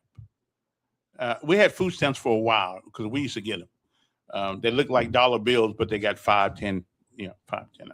I used to get them. I ain't gonna even lie to you. And that government cheese was pretty good back in the day. But again, we spend money on the things we want to spend money on. And I've been hearing about the recreation centers since I have been here. We've never really put a lot of money into them since I have been here. There was air conditioning. There were air conditioning problems. They had all kinds of problems with the rec center. A dime a gallon of gas, and that money strictly goes. If we can make sure that money strictly goes to the recreation center, whatever the case may be, I think it's a great idea. A dime ain't gonna hurt me, poor as I am. Okay, it ain't gonna hurt me. So I know it's a dime per gallon. I realize that ain't just a dime. But yeah, what's up? It's okay, girl, 'cause I'ma be alright tonight. I hear you, bro. I hear you. But that's just me. But we always bringing up the problems, but never the solutions to the problem. And then when you come up with a solution, somebody says, well, you can't do that. What the hell can we do? Okay, what can we do? I always hear about the recreation centers. And most of the sometimes they stay closed. They're not open. I get one down here. I know there's one down here. So why don't we? Or why don't we just take one of these abandoned school buildings and turn it into nothing but a recreation center for the people? All you gotta do is get your kids there. But then you still got to pay gas. But that's gonna cost you gas to get them there. So y'all got to make my mind up. People come up with a suggestion. Oh, that's a bad suggestion. Well, every suggestion is a bad suggestion if it's not yours. And everything we do in the city, I say we, everything the city does, it costs money. You think I want to pay an extra dime for gas? The gas kind of however, but I'll do it. I would sacrifice that. I just won't drive as much because most time I'll be driving around the street. I'll be doing that no way. So I just be turning the air conditioner on. But anyway, go to work. Decline follow the One Big Beautiful Bill Act signed in June 25, which expanded work requirement. That's true. What the hell was that? I don't know. Tell 82,000 people lost food. I understand. What did they do before we got the SNAP program? What did we do? Seriously, what did we do? We worked. We went out there. We borrowed from our neighbors. Our churches helped. What did we do? I never got food stamps yet. I say yet because you never can tell what might happen. Okay, I'm just saying. What does SNAP stand for anyway? I don't know what it stands for in SNAP. What Supplemental Nutritional Something Program? Kevin, let the men and fish. I let them talk. Yeah, let them talk. Well, anyway, stop talking. Oh, here's one. Stop talking white. What the hell does that mean? Seriously, what does that mean? Explain that to me. Please do. Stop talking white. About white. It's about green. What's up there? Mayor, do we need civic centers? Do we need civic centers refurbished, new civic centers, other programs similar to that before we need an arena downtown? I think we have. I think we have probably more pressing problems than that. But it would be nice to and I thought that's why we bought the advertiser building, so we could refurbish it, straighten it out, and turn it into some sort of a civic center. I don't think they got a place down there big enough for a not a gymnasium, but an auditorium down there. But I haven't seen the whole thing. Listen, but we got as many problems as we got people. Well, we got a tax, and it's going to hurt, and to pay for that arena, to pay for Whitewater, to pay for Jackson's. There's a tax coming, and the mayor's already. Yeah, it is. But the mayor's already alluded to it. But do we want it? Well, whether it's tied to gas, whether it's tied to cigarettes, liquor, whatever, renters' fees, whatever it's tied to, it's coming. It's coming.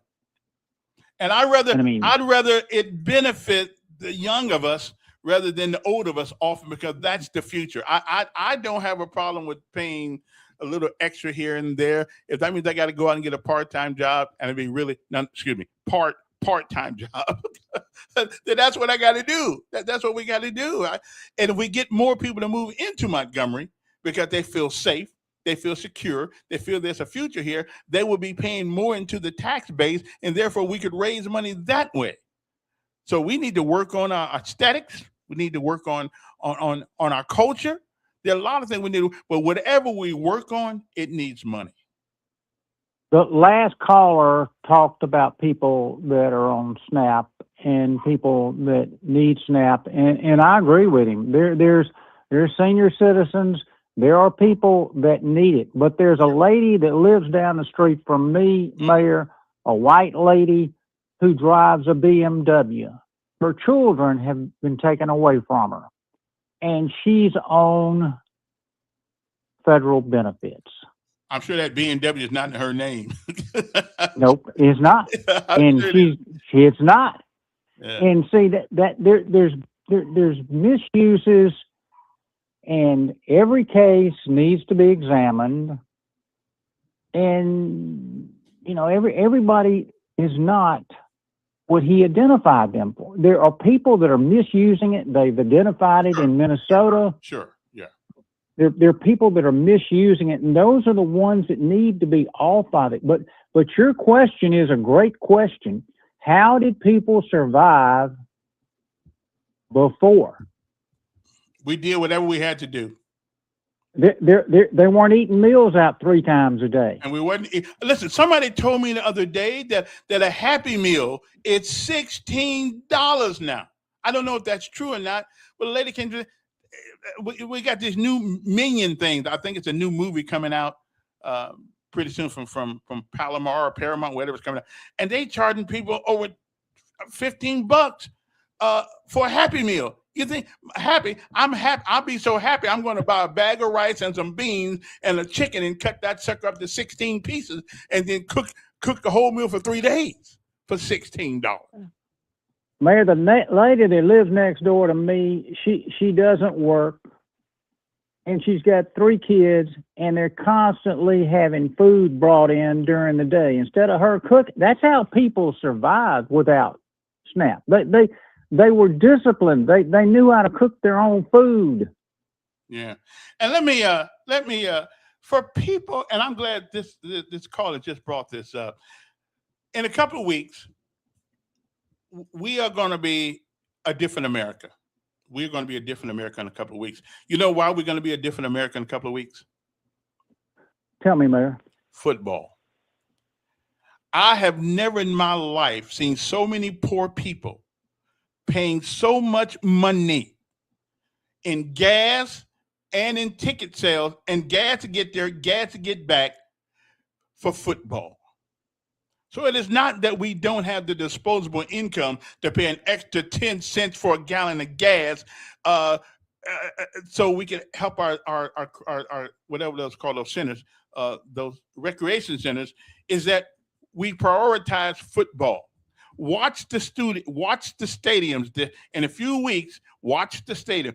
100,000 of people watching a football game. And what's the average ticket for a football game? Anybody know? Yeah, well, if you can start at $100 and then work up. Okay, that's what I thought. And that's not even including the food or the concessions. And that's in the nosebleed section. Yeah, well, you can't even see the color of the uniform. Well, you can see the dollar bills on those jokers' back, so they're all getting paid now like the NFL. So we need to stop crying poor. We pay for the things we want. Amen, brother. Yeah. All right. Hey, appreciate it. So we pray for the thing. In a couple of weeks, we gonna go out and buy the stuff, the regalia and the stuff for the football game, whether it's ASU or Alabama, AAUM, how whatever it is, we will pay money, and we talking about 10 cents for a gallon of gas to put toward. Maybe we can put it toward a couple of things. Maybe we can put it toward. Um, um, uh, the recreation centers, and there was something else, maybe transportation, help our bus system out, or whatever the case may be. So listen, y'all are full of Bravo Sierra. Okay, we keep complaining, and we have the answer in our own wallet.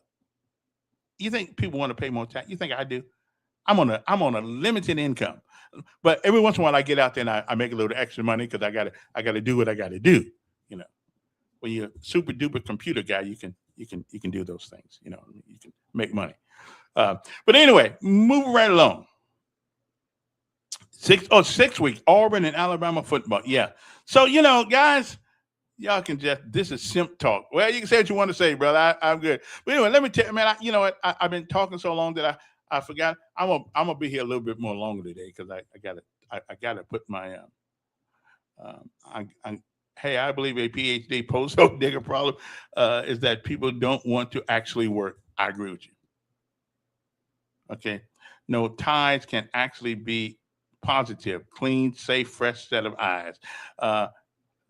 Okay, whatever. I mean, and everybody's got their opinion about everything. Moving right along. First of all, let me tell you about one of our sponsors here, and that is Montgomery Computer Services. If you happen to have a computer and it's old and it's slow and it's not moving the way it used to, well, neither do we. But computers, technology has moved on, and don't wait till your data dies before you call somebody to fix it. Call these guys, right? And if your network is not working the way you think it should, you keep dropping off, things keep happening. You can't reach a document on this machine, you can't reach a document on that machine, or whatever the case may be. These guys, Tyler Stewart and Christo and Mason down here at Montgomery Computer Services, located 5141 Atlanta Highway, 277-6902. They open at 9 o'clock. You want to call them, okay? By the time you hit a clinking sound of your hard drive, it's too late to call anybody. But it is still possible to get stuff off of it. But it's, And listen, if you out there still using Windows XP or Windows 7, okay, or even Windows 10, you're wrong. Those are not long. If you got printers that are not working and things of that nature because it used to work last week, all of a sudden it ain't. Well, printers are like people. They die too. Okay, things go wrong. At some point, you need to upgrade, and these guys can build you a computer, really, really good computer, and give you a warranty on it and everything. There's some. I bought all my computer parts from them, every last one of them. I've been doing it for 15 years. Good people.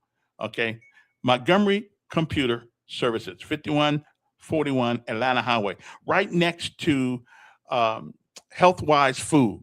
Just go in and say hi to them. Tell them you heard about them, and if you ever have any computer problems, I'll give them a call, and and they'll be right there. I'm telling you, they're good people, and they know exactly what they're doing. They're not like the Geek Squad, where all they can do is clean your computer and get rid of all your data, and then say, "Hey, we fixed it." These guys can fix things. Okay, they can fix things. They can fix all your problems, and they specialize in networking, and they do remote control. They can work on your network even when your office is closed. They can remote in. They can do all the remote. I mean, they just do wonderful things down there. Okay, my good friend, and plus he used to be a ranger in the Army with the 1st Battalion, 75th Infantry. Stewart, airborne, combat vet. So these are good folks down there who believe in integrity. They won't charge you what they think they ought not charge you. Okay, and they're not high, but they're reasonable people to fix that computer of yours. So you need to give them a call. 277-6902. 277-6902. 277-6902. please give them a call. Let them know that we talked about them right here on Decision with Kevin Elkins, because everything we do requires us to make a decision. And even when we don't make one, well, we just made one. One of our sponsors. Can't forget about my good folks down there, One Stop Wireless, right on the corner of right on the corner of Coliseum Boulevard and Atlanta Highway. They're in Montgomery. Okay. One Stop Wireless. And let me tell you the one thing they do that nobody else does. They can take an old phone that you have and they can put their system on it, and you can walk out of there on the phone talking, unlimited data, unlimited text, and they got $25 price, $35 price, and $45 price. They even got a little thing down there that you can put in the car with you now and be on the internet on your way to vacation. Okay, it's like a portable internet box. It's like a wireless thing that you put in your car. You can explain it. They can explain it. They can explain it to you. But you can put it in your camper. You can put it in anything, and you can be on the internet going down the freeway. And I took it with me when I went to South Bend about 6 years ago to bury my poor sister. And I had it and kept me company. The service is great. They use the same towers that everybody uses, and they even got free phones down there. And they got Apple, they got Google, they got Samsung phones. You got it. I got a Note and an Apple phone. Okay, I love my Note. It's by Samsung. But anyway, give those guys a call. And if you got a phone in your drawer, it's been sitting there forever. You didn't play Verizon, who you ever didn't pay, doesn't make any difference. They can take that phone and put you service back on it. It'll be their service though. I'm just telling you, don't be buying a new one if you got one that's already working. Okay, so their number is, okay, what is their number? I got their number. Let me see here now. I got that number somewhere now. I got it somewhere. 27. Wait.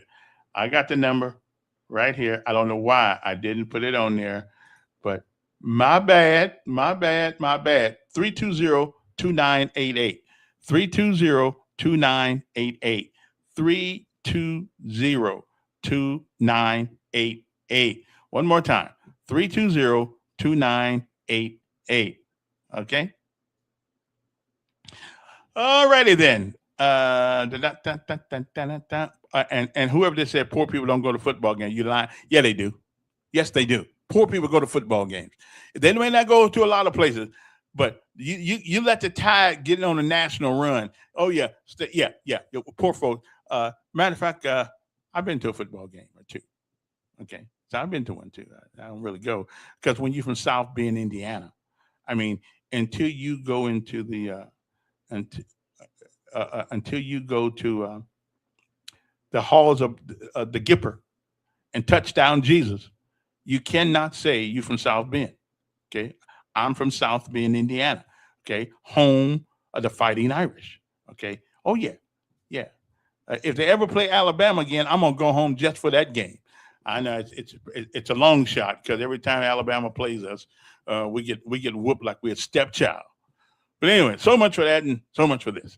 But anyway, anybody got anything else before I go today? Anybody got anything else? Okay, and stop whining about taxes when we pay taxes on everything anyway.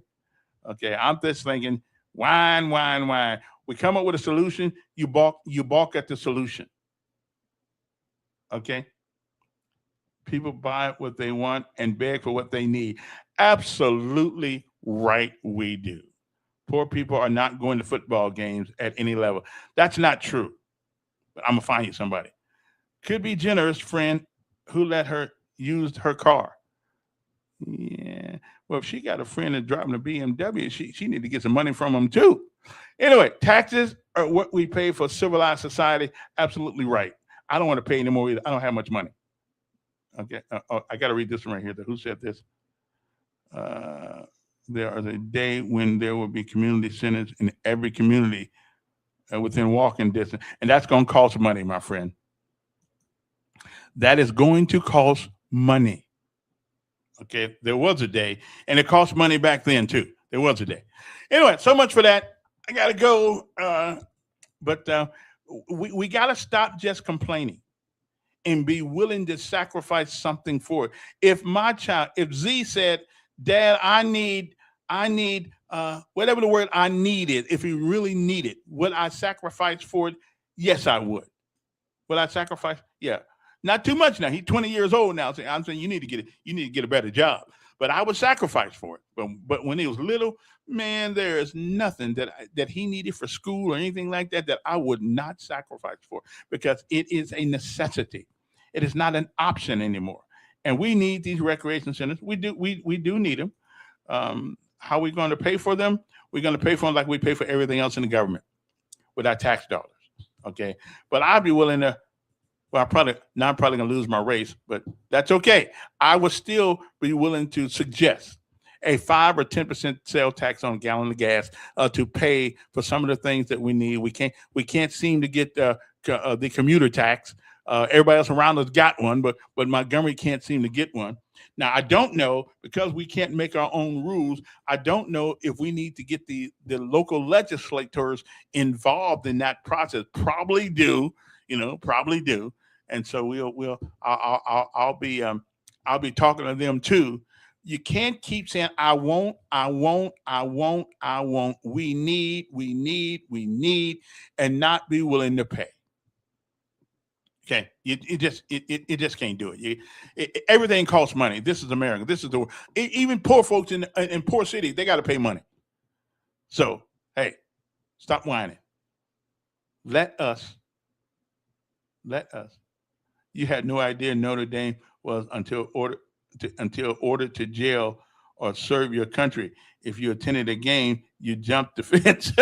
That's not true. But I live right down the street from Notre Dame.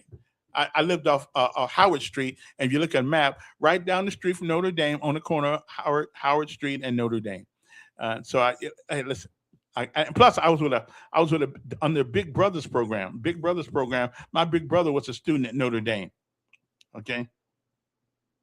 According to the administration, well, if they already paid for what people whine for, what people whine about. But we need technological advances in our community centers. We need some game stuff in there for the kids, because that's where they live today. That's how they get those. And have you ever noticed, why would a kid stay in this room for 6 hours and play a game? I know why. Does anybody know why a kid will stay in a room for 6 hours playing a game? When you figure that out, you can figure out how to help them. Okay, I know why they believe in staying. They'll stay 6 hours in a room playing the game. I've seen my son do it. I know why they do it. And when y'all figure that out, okay, you call me and talk to me. All right, I'm telling you, they do it. Anyway, my time is up. Let me give you lessons of life today. And the lessons of life today are very, very, very simple. Where's it at? I got it up here somewhere. It's on my Facebook page. There are two things, absolutely two things, that define who we are. Two things. Not 3, 4, 5, and 6, but just two. That's it, just two.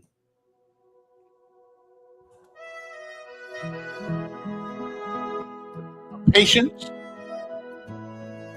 when we have absolutely nothing. And our attitude when we have everything we think we want. Now think about it. You ever known somebody who didn't have anything else and they got something else and they became different people? Again, two things that define us. Our patience when we have nothing. And our attitude when we have everything we think we want. I'm talking to somebody out there. Be careful how you ride. Because the same people you meet going up are the same faces you meet coming down. Good morning to you. Hope you have a great day. See you tomorrow, the good Lord says the same. Bye now.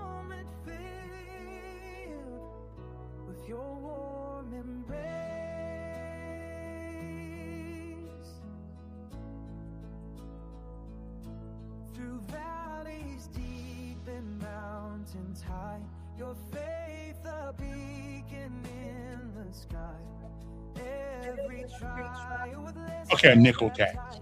A nickel tax. Okay, we'll put that other nickel on there later on if we need it.